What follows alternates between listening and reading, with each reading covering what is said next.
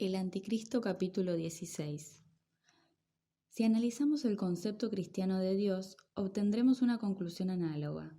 Un pueblo que conserva la fe en sí mismo tiene también un Dios que le pertenece. En ese Dios admira y adora las condiciones que le han hecho triunfar, sus virtudes, proyecta la sensación del placer que se causa a sí mismo y el sentimiento de su poder en un ser al que puede dar gracias por ello. El rico quiere parecer como dadivoso. Un pueblo altivo necesita un Dios ante quien sacrificar. En estas circunstancias, la religión es una forma de la gratitud. El hombre está agradecido consigo mismo y por eso necesita un Dios que le pueda ayudar y dañar, que sea amigo y enemigo, a quien se admira en lo bueno y se respeta y teme en lo malo. Esto hace indeseable la castración antinatural de un Dios que lo convierte en Dios del bien únicamente. Es necesario el Dios malo complemento del Dios bueno. No debe el hombre su propia existencia a la tolerancia y a la filantropía. ¿Qué valdría un Dios ajeno a la ira, a la venganza, a la envidia, a la burla, a la astucia, a la violencia? ¿Incapaz de sentir acaso los radiantes ardores de la victoria y del aniquilamiento? No se comprende un Dios de esta naturaleza. Pero cuando un pueblo perece, cuando siente desaparecer definitivamente su fe en el porvenir y su esperanza en la libertad, cuando la sumisión le parece una necesidad y las virtudes de la sumisión entran en su conciencia como un requisito de la conservación, entonces es preciso que su Dios se transforme. Se vuelve santurrón, miedoso, humilde, aconseja la paz del alma, el destierro del odio, las contemplaciones, el amor al prójimo. No hace más que moralizar, arrastrarse en la madriguera de las morales privadas, volviéndose el Dios de todo el mundo, el Dios de la vida privada. Se torna cosmopolita. Antaño representaba un pueblo, la fuerza de todo un pueblo, todo lo que es agresivo y sediento de poder en el alma de un pueblo. Ahora no es ya más que un Dios bueno. Esta alternativa es común a todos los dioses. O son la voluntad de dominio y entonces son los dioses de un pueblo, o son la total impotencia, y entonces se vuelven buenos a la fuerza. 17. Siempre que la voluntad de la potencia disminuya, puede afirmarse que existe un retroceso fisiológico, una decadencia. La divinidad de la decadencia se torna fatalmente en el Dios de los que se hallan en un estado de regresión fisiológica, en el Dios de los débiles. Mas no se llaman a sí mismos los débiles, se llaman los buenos. Se comprende con solo una ligera indicación en qué momento de la historia se hará posible la ficción de un Dios bueno y un Dios malo.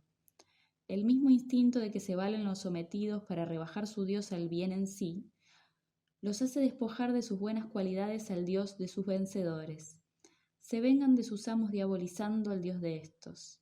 El Dios bueno y el demonio son productos de la decadencia.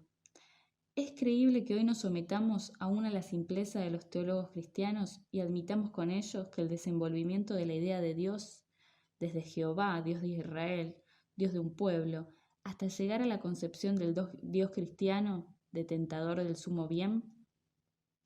Incluso Renan ha hecho esto, como si le fuese disculpable por ser Renan.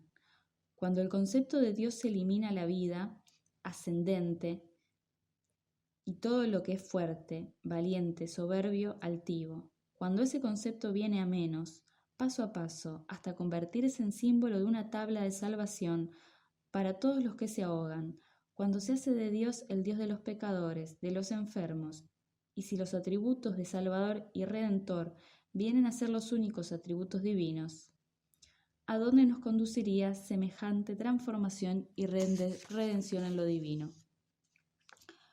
No cabe duda de que el reino de Dios se ensancha. Antes Dios no tenía más que su pueblo elegido, pero después se va al extranjero, como su pueblo. Comienza a viajar sin echar raíces en parte alguna, hasta que al fin llega a estar en todas partes en su casa, hasta que tiene a su lado a la mayoría, a medio mundo. Pero el Dios de la multitud, el demócrata entre los dioses, no se convirtió siquiera en un altivo Dios pagano. Continuó siendo judío, el Dios de las encrucijadas misteriosas, de los rincones y de los parajes oscuros de todos los barrios malsanos del mundo.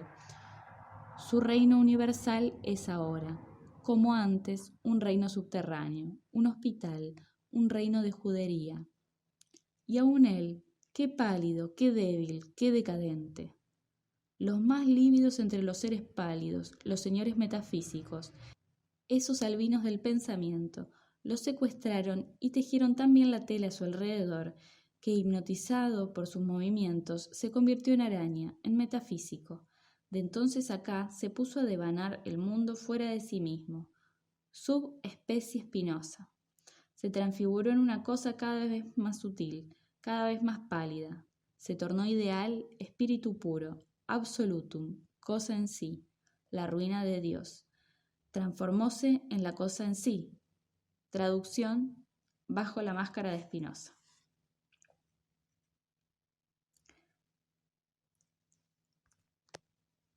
XVIII. El concepto que de su Dios tienen los cristianos, Dios, el Dios de los enfermos, el Dios araña, el Dios espíritu, es uno de los conceptos divinos más corrompidos que han existido en el mundo. Quizá está el más bajo nivel de la evolución descendente del tipo divino. Es un Dios degenerado al extremo de estar en contradicción con la vida. En vez de ser su glorificación y su afirmación eterna, declarar la guerra en nombre de Dios a la vida, a la naturaleza, a la voluntad de vivir. Dios, la fórmula de todas las calumnias contra lo que aquí abajo, de todas las mentiras del más allá, el no ser divinizado en Dios, la voluntad de la nada, santificada.